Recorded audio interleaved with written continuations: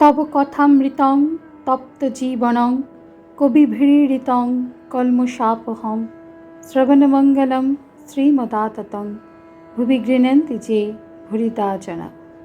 নমস্কার, অমৃতবাণী চ্যানেলে আপনাদের সকলকে স্বাগত। শ্রী শ্রী ঠাকুর, মা ও স্বামীজির রাতুল চরণে শতকোটি প্রণাম জানিয়ে শুরু করছি আমাদের আজকের পাঠ। 1885 জুলাই শ্রী শ্রী রথযাত্রা বলরাম মন্দিরে। প্রথম পরিচ্ছেদ। পূর্ণ ছোট নরেন গোপালের মা। শ্রীরামকৃষ্ণ বলরামের বাড়ির বৈঠকখানায় ভক্ত সঙ্গে বসিয়া আছেন। 30 আষাঢ় 1292, আষাঢ় শুক্লা প্রতিপদ, সোমবার 13 জুলাই 1885, বেলা 9টা। কল্ল শ্রী শ্রী রথযাত্রা। রথে বলরাম ঠাকুরকে নিমন্ত্রণ করিয়া আনিয়াছেন। বাড়িতে শ্রী শ্রী জগন্নাথ বিগ্রহের নিত্য সেবা হয়। একখানি ছোট রথও আছে। রথের দিন রথ বাহিরের বারান্দায় টানা হইবে। ঠাকুর মাস্টারের সহিত কথা কহিতেছেন। কাছে নারায়ণ, তেজচন্দ্র, বলরাম ও অন্যান্য অনেক ভক্তেরা।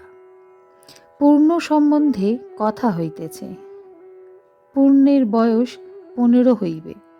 ঠাকুর তাহাকে দেখিবার জন্য ব্যাকুল হইয়াছেন।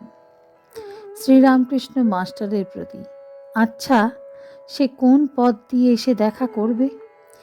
দ্বিজকে ও পূর্ণকে তুমিই মিলিয়ে দিও। 1 সত্তার আর 1 বয়সের লোক, আমি মিলিয়ে দিই। এর মানে আছে দুজনেরই উন্নতি হয়। পূর্ণর কেমন অনুরাগ দেখেছ? মাস্টার, আজ্ঞা হাঁ, আমি ট্রামে করে যাচ্ছি।